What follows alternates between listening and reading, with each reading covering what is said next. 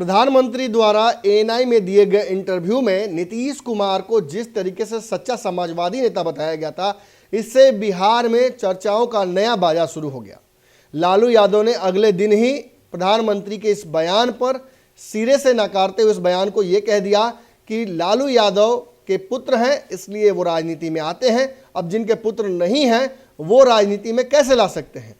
नीतीश कुमार के पुत्र को भी उन्होंने कहीं ना कहीं आड़े हाथों लेते हुए कहा कि वो राजनीति के लिए उपयुक्त नहीं है। लालू यादव ने अपने दोनों पुत्रों को राजनीति में लाया है। इसका कारण यह है कि वो चाहते हैं कि उनके बाद भी उनकी राजनीति को कोई आगे बढ़ाने वाला हो और जो दलितों और शोषितों की बात वो करते हैं उसे लगातार कोई करता रहे। इस सारे हवाले के बाद ये भी कहा जा रहा था कि बिहार की राजनीति में एक और व्यक्ति हैं जो नीतीश कुमार की बड़ाई से काफ़ी चिढ़े होंगे। खास बात यह है कि वो नरेंद्र मोदी को अपना राम मानते हैं और खुद को उनका हनुमान। पटना पहुंचते ही चिराग पासवान ने जब पत्रकारों के समक्ष उपस्थिति दर्ज की, वैसे ही पत्रकारों ने उनसे एक सवाल कर दिया कि जब प्रधानमंत्री नीतीश कुमार की बड़ाई करते हैं तो आपको कैसा लगता है। जब समाजवाद का नाम लेते हुए प्रधानमंत्री खुद ही नीतीश कुमार के जो कसीदे पढ़ने लगते हैं तो इससे आपको कैसा लगता है। तो इस पर सीधे तौर पर चिराग पासवान ने कहा कि जो बातें नरेंद्र मोदी जी ने कही हैं वो बिल्कुल सत्य है। नीतीश कुमार के परिवार का कोई व्यक्ति अब इस पार्टी में एक्टिव नहीं है, ना कभी रहा है।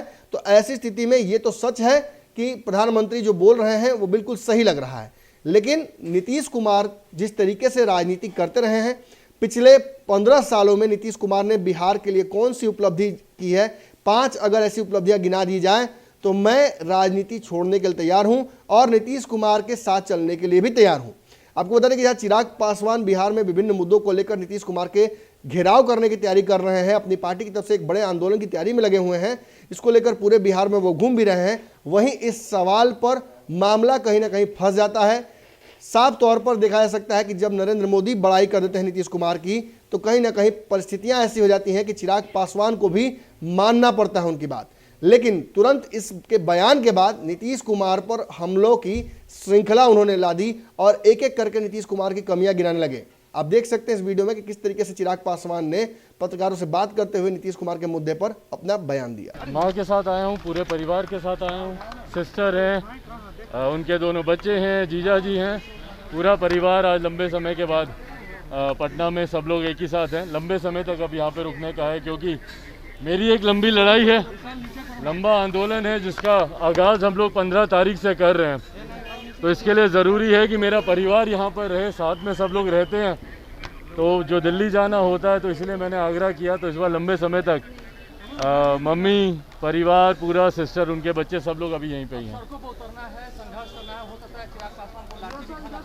बिल्कुल, और यही वादा मैंने अपने तमाम लोक जनशक्ति पार्टी रामविलास के तमाम कार्यकर्ताओं से किया है कि आगामी 15 तारीख को जो मौजूदा सरकार की कुव्यवस्था और कुनीतियों के खिलाफ लोक जनशक्ति पार्टी रामविलास जब सड़क पर उतरेगी, अगर पहली लाठी चलेगी शासन प्रशासन की तरफ से तो वो चिराग पासवान खुद अपने सर पर लेगा।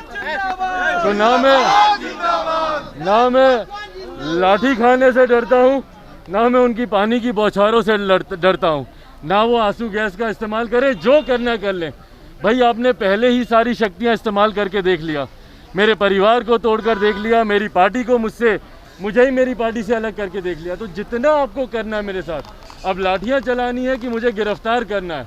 मुख्यमंत्री नीतीश कुमार जी पूरी तरीके से स्वतंत्र हैं, पर मैं जिस बिहार को लेकर मैं महामहिम राज्यपाल जी के समक्ष बिहार की जिन तकलीफ़ों को लेकर भाई आज बिहार बचाओ मार्च पर अगर लोक जनशक्ति पार्टी रामविलास को निकलना पड़ा है। मेरे नेता, मेरे पिता स्वर्गीय रामविलास पासवान जी भी 2 बार बिहार बचाओ यात्रा पर निकले थे और दोनों बार उन्होंने बिहार सरकार की कुनीतियों के खिलाफ उन्होंने मजबूती से संघर्ष उन्होंने किया था। उन्हीं का अंश आज उन्हीं के नक्शों कदमों पर चलते हुए बिहार बचाओ मार्च लेकर हम लोग निकले हैं और बिहार को बचाने की ज़रूरत है।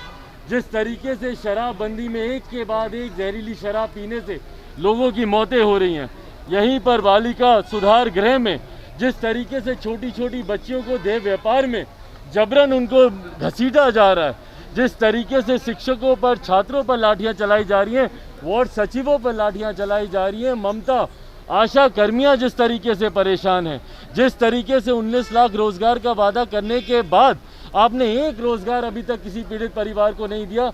अनुसूचित जाति जनजाति में जिस तरीके से छात्रावासों। अगर ये वीडियो पसंद आई और वह बिहार के राजनीति और बिहारियत से सरोकार रखेनी तो सब्सक्राइब बटन दबा के चैनल के सब्सक्राइब कर ली।